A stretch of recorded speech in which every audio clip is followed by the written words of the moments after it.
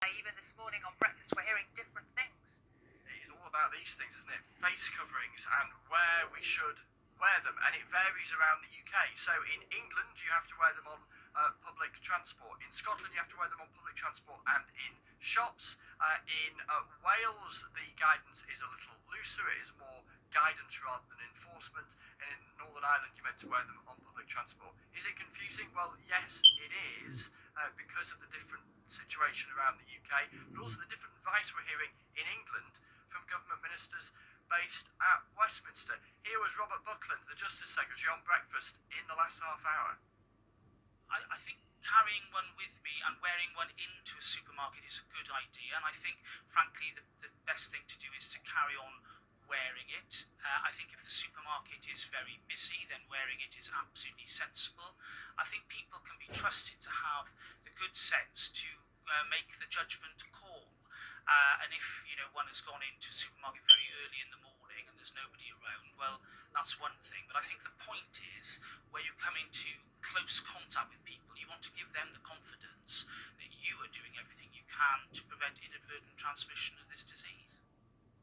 Is it unfair to say that Robert Buckland is all over the shop about which shops he would wear a face mask in and which ones he wouldn't wear a face mask in? Well, maybe it's a little unfair, but it gets to the essence, doesn't it, of what the advice in England currently is, which is that beyond public transport, where you have to wear one, everywhere else it is guidance. It is up to us to employ our own judgment. Now, part of that is inevitable because part of the unlocking process does involve handing back more power to us to make our own decisions. There are others, though, who say, look, in England there should be the clarity that there is in Scotland and perhaps elsewhere in the UK as well, and that these things should become mandatory in shops too. Is that going to happen? We don't yet know. Chris, thank you very much indeed.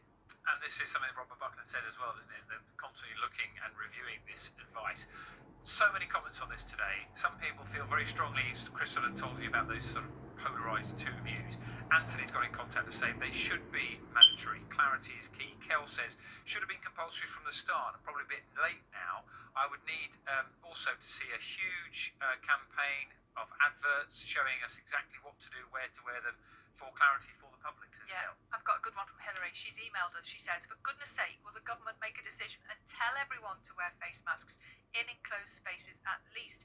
It's no good relying on the public. We've seen that from beaches and protests. And George says, the government made a big play about coughing and sneezing into tissues at the start of all of this and nothing since. Surely a face covering does just that without the wearer having to think about delving into their handbag.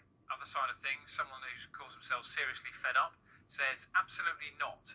This pandemic is rapidly receding. Why are face coverings needed now 4 months later? Why should we wear, quotes, a useless piece of cloth just to give other people confidence? Someone else called VN Chips says, I came to the conclusion on Saturday that it is something I need to do. I've been reluctant, if I'm honest with you, but while out shopping on Saturday, a gentleman sneezed twice. Thankfully, he was the other side of a screen. But all I need to do now is I know that I need to stop the germs travelling somehow, and a face mask seems to me to be the best way of doing that. So, really interesting, massive response from you all on this today. Now, pubs, cafes and restaurants in Wales can reopen from today, but only for customers who are going to sit outside. Our correspondent Ross Morgan is at a very nice looking beer garden in Monmouthshire.